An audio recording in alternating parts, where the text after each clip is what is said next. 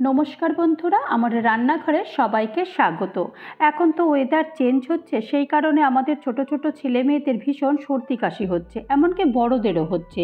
এখন তো শীত চলেই এসছে, যার ফলে খাওয়া দাওয়ার আমাদের মধ্যে কোনো বাধা নিষেধ থাকে না, যার ফলে প্রচণ্ড গ্যাস অম্বল হয়েই থাকে।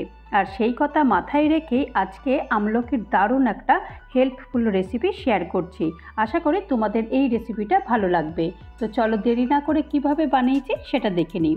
প্রথমেই আমি এখানে 500 গ্রাম আমলকি নিয়েছি, আর আমলকি আগে থেকেই ভালো করে ধুয়ে নিয়েছি।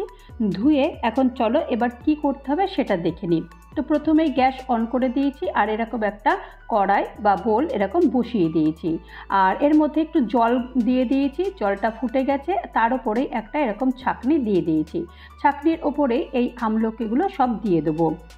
এগুলো দিয়ে দেওয়ার পর তারপর একটা ঢাকনা দিয়ে দেবো, অর্থাৎ এটাকে একটু ভাপাবো।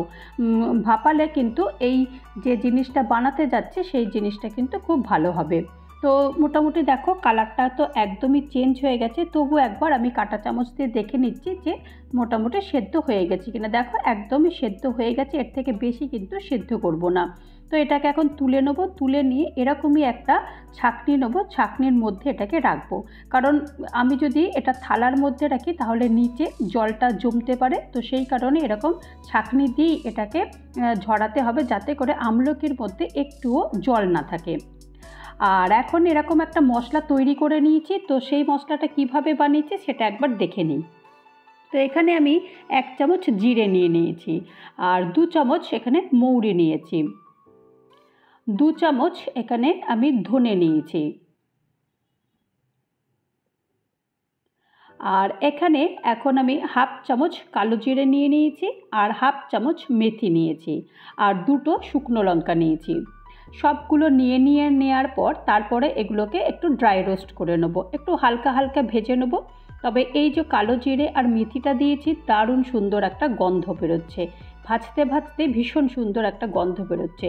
আর এই মশলাটা আমি কিছুটা নিজের মশলা তৈরি করে নিয়েছি। আমি এখানে অ্যাড করেছি কালো জিরেটা আর মেথিটা। মেথির গন্ধটা আমার ভীষণ ভালো লাগে, আর কালো জিরেটাও দারুণ লাগে। তো এই মশলাগুলো মোটামুটি ভাজা হয়ে গেছে, অর্থাৎ রোস্ট হয়ে গেছে। এগুলোকে এখন একটা মিক্সিং জার নিয়েছি, এগুলোকে একটা পাউডার বানিয়ে নেব। তো পাউডারটাও দেখো কীরকম বানিয়েছি। পাউডারটা কিন্তু একদম মিহি করে বানাইনি, একদম একটু বেশ দানা দানা থাকবে, ঠিক সেই রকমভাবে পাউডারটা বানিয়েছি। ঠিক এই রকমভাবে একদম কিন্তু পাউডার মিহি করে তোমরা কেউ বানিও না, তাহলে কিন্তু যে আচারটা বানাতে যাচ্ছি সেই আচারটা কিন্তু একদম ভালো হবে না। আর ততক্ষণে দেখো আমলকিগুলো একটু ঠান্ডা হয়ে গেছে। তো চলো এগুলো দেখি ভাঙা যাচ্ছে কি না। দেখো কি সুন্দর করে আপনি কিন্তু এগুলো ভেঙে যাচ্ছে। আর আমলকিগুলো খুলতে এত মজা লাগছে, মানে কি বলবো। মানে আমি তো প্রথমে ভাবছিলাম যে কী জানি কী হবে, তো দেখছি কি সুন্দরভাবে আমলকিগুলো খুলে যাচ্ছে। তো এরকমভাবে সব আমলকিগুলোই আমি একটা একটা করে সব খুলে নিয়েছি। তো দেখো সব খোলা হয়ে গেছে, আর এগুলো এখন এই একটা থালার মধ্যেই এখন রেখে দিয়েছি। এবার চলো পরের কাজটা করি। পরের কাজ করবার জন্য গ্যাস অন করে দিয়েছি, কড়াই বসিয়ে দিয়েছি, আর 4 টেবিল চামচ আমি সর্ষের তেল গরম করতে দিয়ে দিয়েছি। আর এখানে 1 চামচ জিরে দিয়েছি, 1/2 চামচ আমি মেথি দিয়েছি, আর 1/2 চামচ আমি কালো জিরে ফোড়ন দিয়েছি। আর এখন তেলটা গরমও হয়ে গেছে, মশলাটা একটু ভেজে নেওয়ার পর তারপরে এই আমলকিগুলো সব দিয়ে দিয়েছি। আমলকিগুলো দিয়ে দেওয়ার পর তারপরে ভালো করে এটাকে একটু মিশিয়ে নিতে হবে। মিশিয়ে নেওয়ার পর তারপরে আমি স্বাদ মতো একটু নুন দিয়ে দিয়েছি, আর 1/4 চামচ আমি হলুদ গুঁড়ো দিয়েছি। হলুদ গুঁড়োটা একদমই কম দিতে হবে, যাতে করে কালারটা একদম মোটামুটি ঠিক থাকে। তো এখন ভালো করেই সব নাড়াচাড়া করতে হবে। নেড়ে চেড়ে দেওয়ার পরে তারপর একটু ঝাল দেব। তো ঝালের জন্য এখানে 1 চামচ আমি লাল লঙ্কার গুঁড়ো দিয়েছি, আর 1/2 চামচ আমি বিট লবণ দিয়েছি। কারণ আগেই আমি লবণটা দিয়েছি, তো সেই কারণে আমি 1/2 চামচ বিট লবণটা দিয়ে দিয়েছি। এখন সবই দিয়েছি, ভালো করে নেড়ে চেড়ে দিয়েছি। আর এখন এই মশলাটা দেবো। এখানে আমি 2 চামচ মশলা দিয়ে দিয়েছি, মশলা বা মশলা পাউডার যেটাই বলো সেটা আমি দিয়ে দিয়েছি।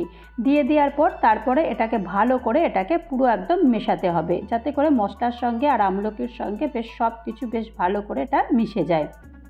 তো এইভাবে বেশ ভালো করে মিশিয়ে নেওয়ার পর তারপরে এটাকে এখন গুড় দিতে হবে বা মিষ্টি দিতে হবে। এখানে আমি 150 গ্রাম মতো আমি আখের গুড় নিয়েছি।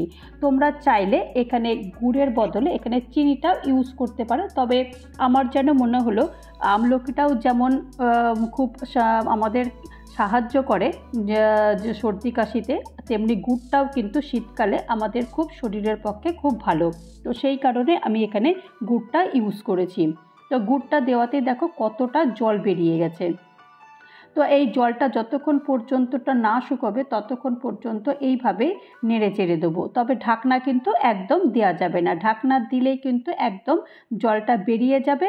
তো সেই কারণে ঢাকনা দেওয়া যাবে না, ঢাকনা ছাড়াই এই রকমভাবে এই 2 থেকে 3 মিনিট বারবার করে এরকম নেড়ে চেড়ে এটাকে নিতে হবে। তো দেখো আস্তে আস্তে কিন্তু একটু মানে ঘন হতে শুরু করে দিয়েছে। তো এইভাবে ভালো করে এরকম নেড়ে চেড়ে এটাকে ঘন করে নিতে হবে। যতক্ষণ পর্যন্ত না ঘন হবে ততক্ষণ পর্যন্ত এইভাবেই নাড়তে হবে।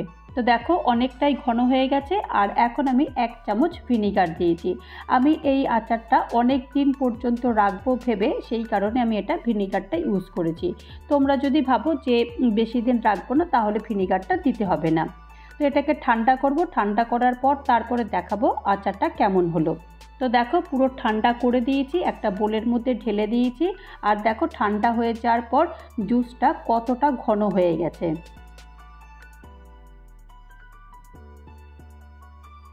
তো তৈরি হয়ে গেল আমার আমলকির আচার। এই আমলকির আচারের রেসিপি যদি তোমাদের কারোর ভালো লাগে তাহলে অবশ্যই একটা লাইক করো, কমেন্ট করো, পারলে আমার চ্যানেলটা সাবস্ক্রাইব করে আমার পাশে থেকো।